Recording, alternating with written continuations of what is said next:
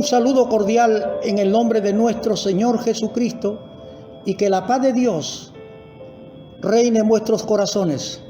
A todos nuestros hermanos y amigos que nos acompañan por este medio. De este modo, nos sumamos al servicio de la preparación de los santos para la obra del ministerio y la edificación del cuerpo de Cristo. Y lo hacemos a través de este ministerio por el cual continuamos el estudio bíblico, el hombre de Dios y la palabra de Dios. Hoy hablaremos del punto número 2, las marcas inalterables de un hombre de Dios. Y tocaremos la primera parte. Así es que, queridos participantes, como hemos dicho, estas marcas o señales que están transcritas en la Biblia no las inventó el apóstol Pablo. Son la ley o el camino establecido por Dios en Cristo. Pablo, quien escribió estas señales, lo aprendió, lo vivió, lo enseñó y lo proclamó. Y él es quien dice: porque yo recibí del Señor lo que también os he enseñado. Primera de Corintios 11:23, también dijo el apóstol: porque primeramente os he enseñado lo que asimismo recibí. Primera de Corintios 15:3. Luego dijo: pues yo no lo recibí ni lo aprendí de hombre alguno, sino por revelación de Jesucristo. Eso está en Gálatas capítulo 1, verso 12. Y en Efesios capítulo 3, verso 3 al 5, dice el apóstol: por revelación Él me dio a conocer su plan secreto, como antes les escribí brevemente. Si ustedes leen lo que recibí, podrán captar cómo entiendo el plan secreto que se ha dado a conocer con Cristo. En otras generaciones ese plan secreto no se dio a conocer a la gente, pero ahora Dios, por medio del Espíritu, lo ha revelado a los santos apóstoles y profetas. Mi querido hermano, esto de aprender o recibir la enseñanza de Dios de una u otra manera, como dice la palabra de Dios, a los padres por los profetas, y en estos postreros días nos ha hablado por el Hijo. Así lo dice el escritor de la epístola a los Hebreos.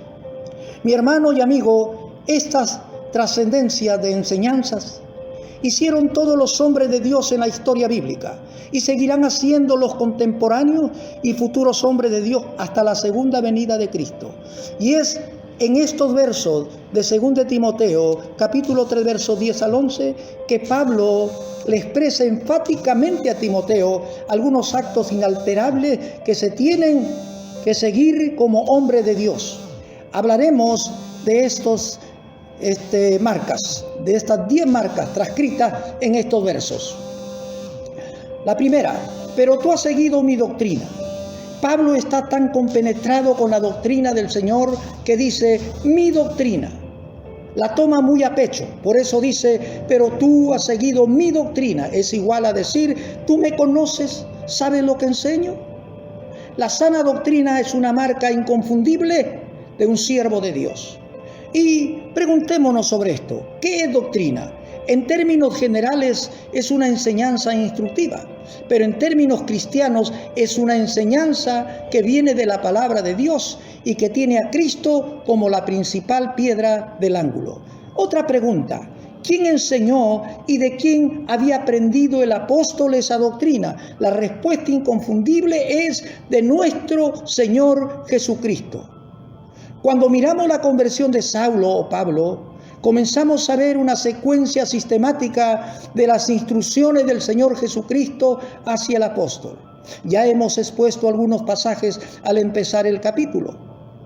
No podemos cambiar, mi querido hermano y amigo, la doctrina de Cristo porque es inalterable.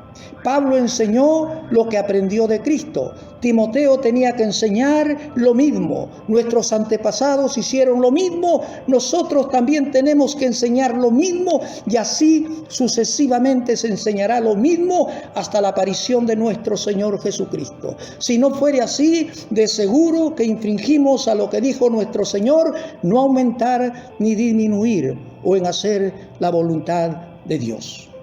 Segundo punto, la conducta, otra marca importante.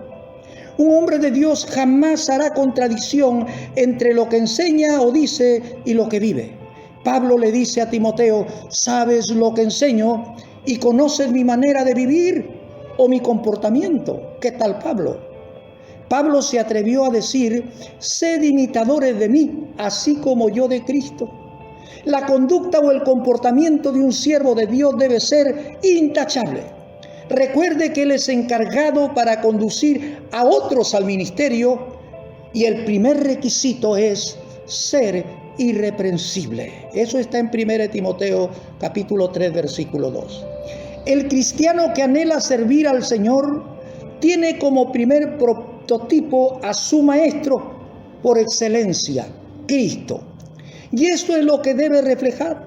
De ahí parte el apóstol Pablo para decir: por tanto ruego que me imitéis.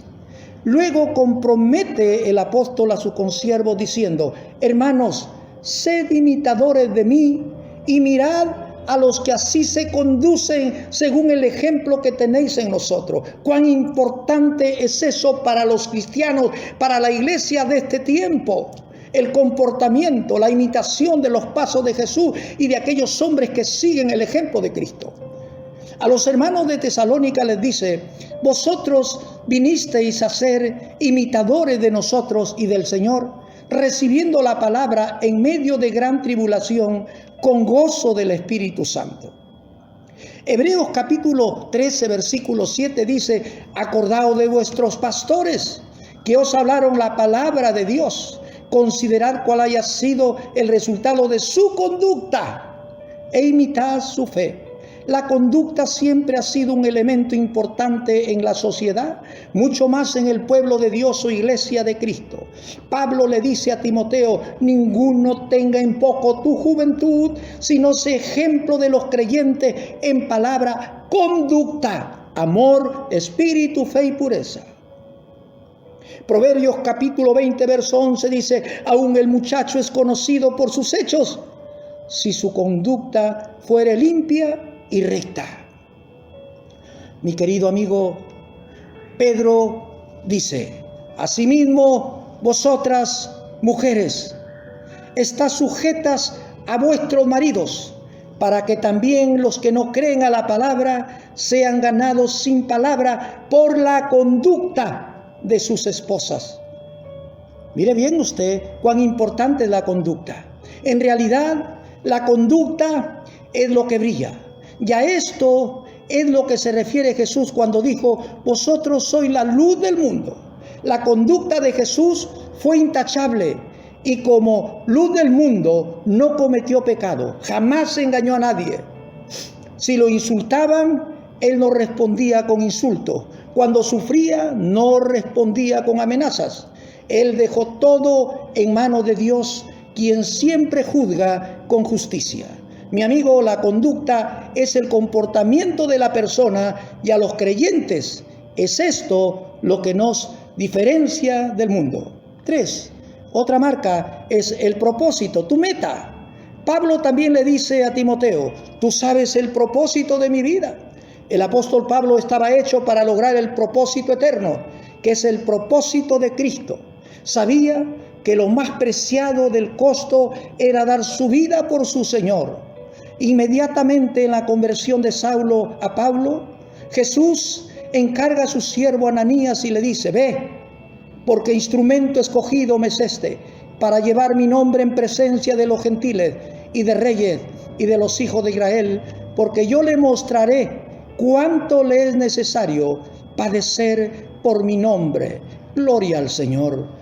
Pablo en Filipenses capítulo 3 verso 12 al 16 habla de esta meta o propósito cuando dice: no quiero decir que ya llegué a la perfección en todo, sino que sigo adelante. Estoy tratando de alcanzar esa meta, pues esa es la razón por la cual Jesucristo me alcanzó a mí. Hermanos, no considero haber llegado ya a la meta, pero esto sí es lo que hago: me olvido del pasado y me esfuerzo por alcanzar lo que está delante. Sigo hacia la meta para alcanzar el premio que Dios me ofreció cuando me llamó por medio de Jesucristo.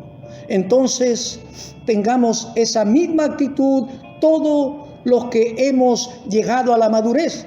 Si en algo piensan diferente, eso también se lo aclarará Dios. En todo caso, sigamos viviendo de acuerdo a la verdad que ya hemos alcanzado. Esas son las palabras de Pablo para cada uno de nosotros. Efesios 4:13 nos da la medida para lograrlo.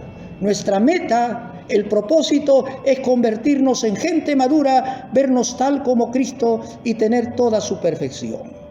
Gálatas capítulo 2, verso 20 y Filipenses 1, 11 nos habla de dos actos de la meta, que el creyente debe llevarlo muy compenetrados en su corazón. Estas son: con Cristo estoy juntamente crucificado, y porque para mí el vivir es Cristo.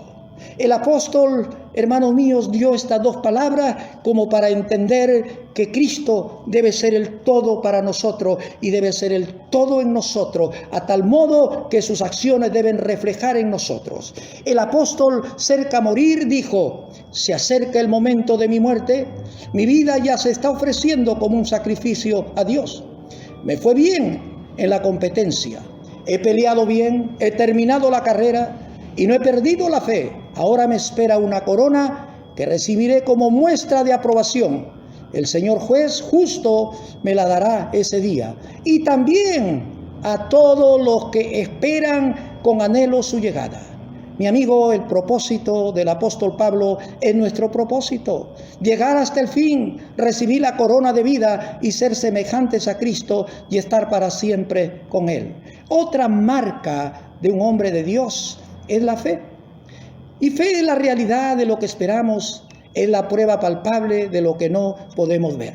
La fe de los hijos de Dios no es una fe vaga, sin sentido. Ella tiene principio y fin.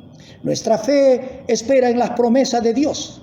Y es por eso que debemos estar pendientes de lo que Dios dice en su palabra y obedecerla, para así lograr vivir la fe que espera y no desespera, y que nace del principio divino de la palabra de Dios. Pablo le dice a Timoteo: tú sabes que toda mi enseñanza y propósito tiene sentido, es de fe en la palabra de Dios.